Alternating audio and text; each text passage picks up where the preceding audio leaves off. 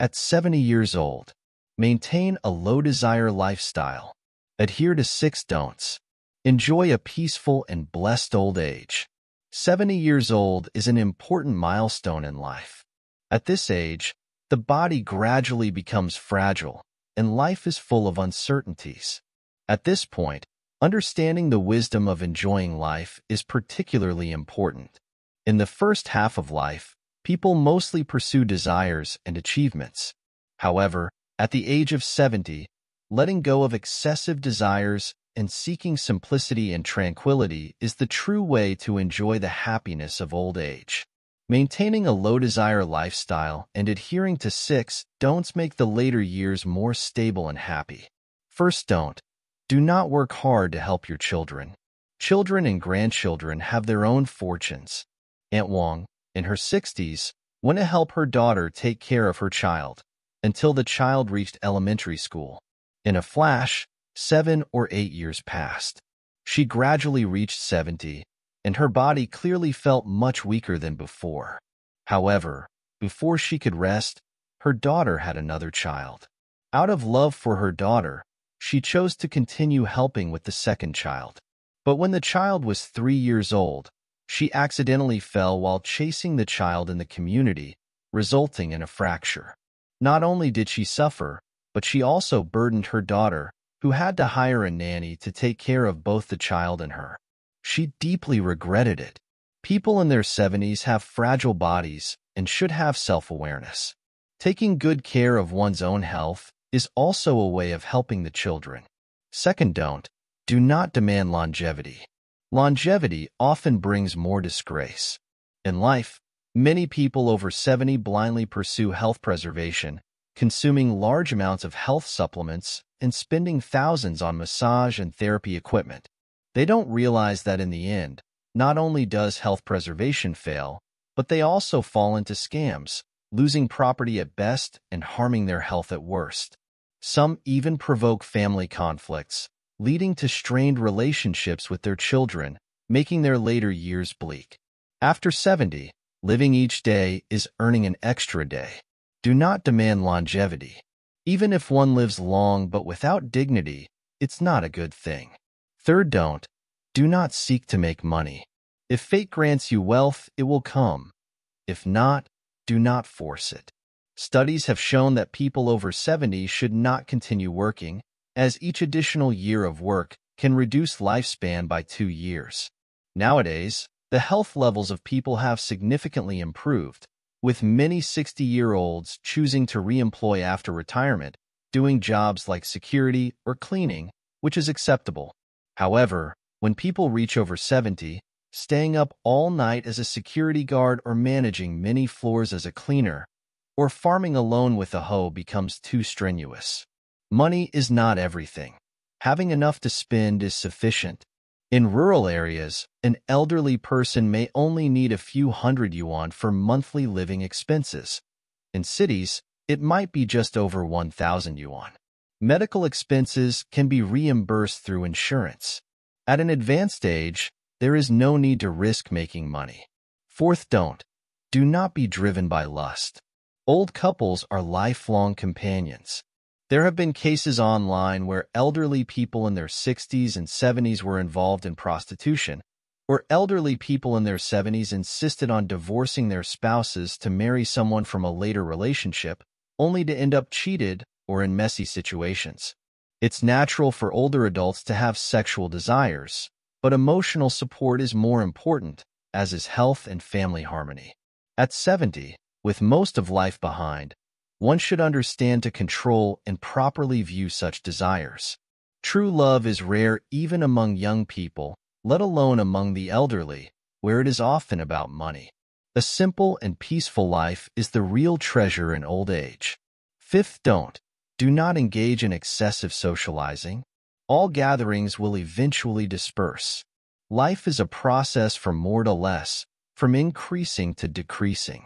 People around you start leaving from retirement, another group at 60, and by 70, apart from close blood relatives, almost no one remains. This is fate and a common life pattern. Living to a certain age, one must understand to follow natural laws. At 70, there is almost no need to socialize anymore. Those who leave are meant to leave, and those who truly matter are your family. Quietly return to family life. Accompany your spouse and enjoy family happiness, which is the best life. Sixth, do not travel extensively. If you have a utopia in your heart, everywhere can be a paradise. There have been many tragic stories of elderly people having accidents while traveling. Once, 11 newly retired elderly people went to a popular tourist spot, but 7 of them lost their lives.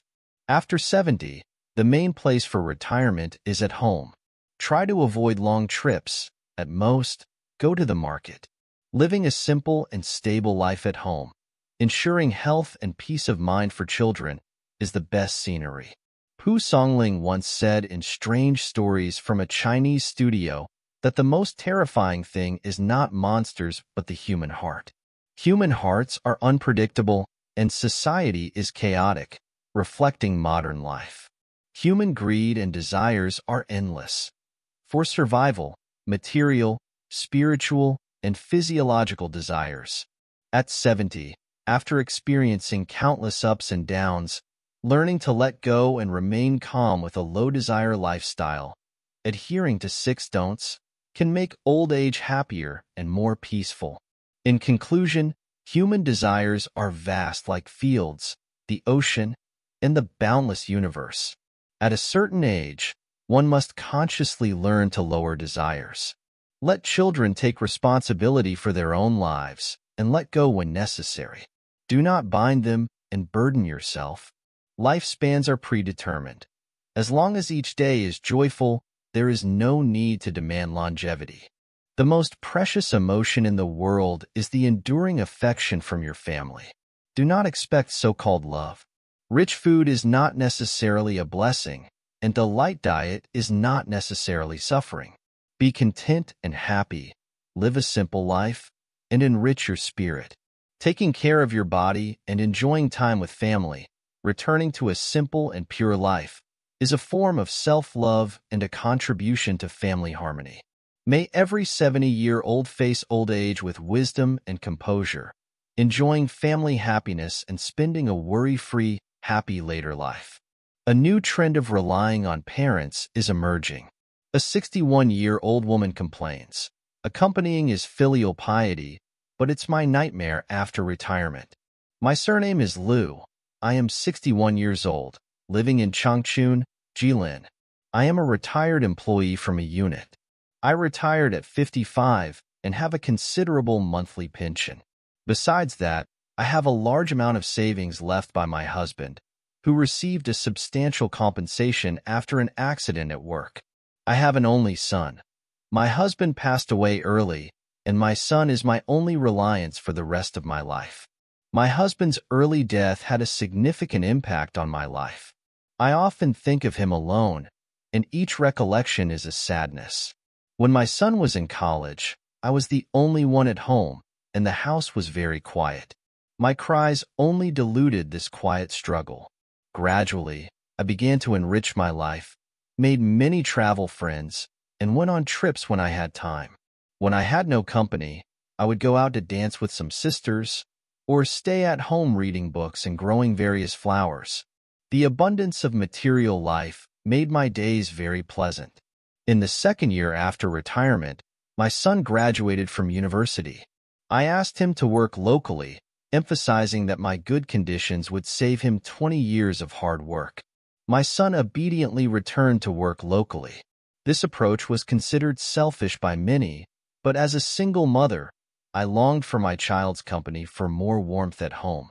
After my son came back, I helped him get a good job through connections, but he soon found the job too tiring and boring, unsuitable for young people, and quit.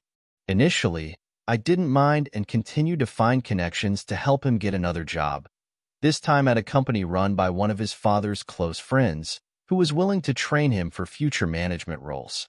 However, my son performed poorly, often leading workers to play games during work hours. I was embarrassed and made him quit. Since returning home, my son has mostly stayed home playing games, with no intention of working.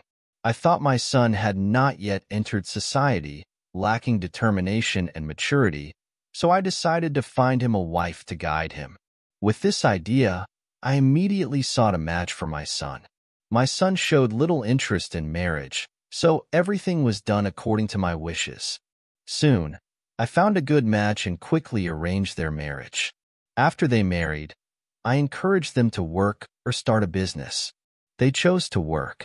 Once my son settled down, the house was no longer quiet, and I began to get busy, taking on all the household chores alone. Though life was tiring, it was no longer as agonizing as before. However, this life did not last long before I realized that my role had become that of a nanny. My son and daughter-in-law stopped doing any chores, even when not working. When I asked my daughter-in-law for help, she claimed her job was too tiring and I should take on more. As for my son, he said he had no time due to his busy work. In addition to daily household chores, I often took care of their child, taking him to school, making breakfast, and cooking dinner. As long as it was within my capabilities, I did everything for them. Now, I am in my 60s. I thought life would become easier after my child got married, but it turns out it's busier. I'm very tired and envious of those with relaxing lives. Once, when I was too exhausted to prepare dinner, my son blamed me for being lazy and always nagging. I was shocked and helpless. Later, I made an excuse to travel and stayed at a friend's place for a few days, not wanting to go home. My daughter-in-law called, asking me to come back quickly to help with their child. I don't want to help anymore. When I return, I plan to have a serious conversation with my son and daughter-in-law.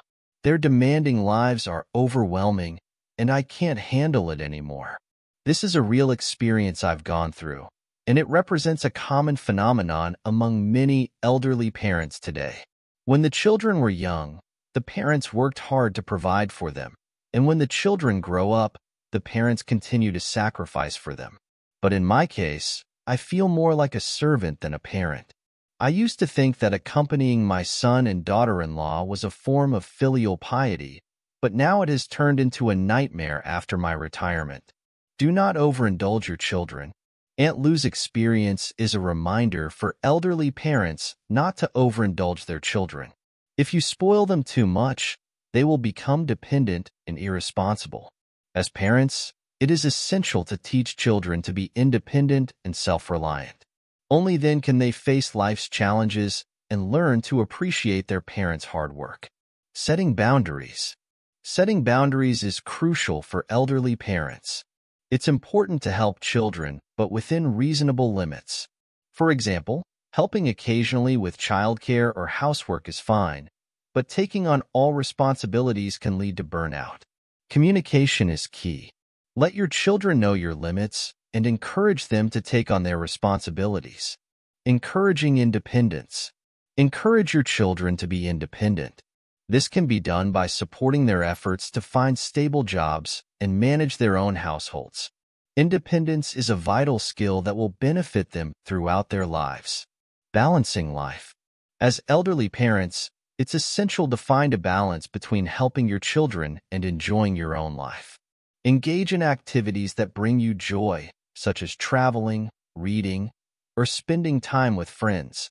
A fulfilled and happy life will make you a better support for your children without feeling overwhelmed.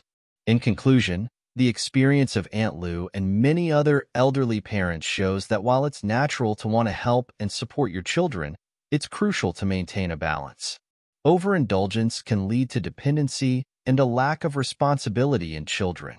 Setting boundaries, encouraging independence, and balancing your life will ensure that both you and your children live happy and fulfilling lives.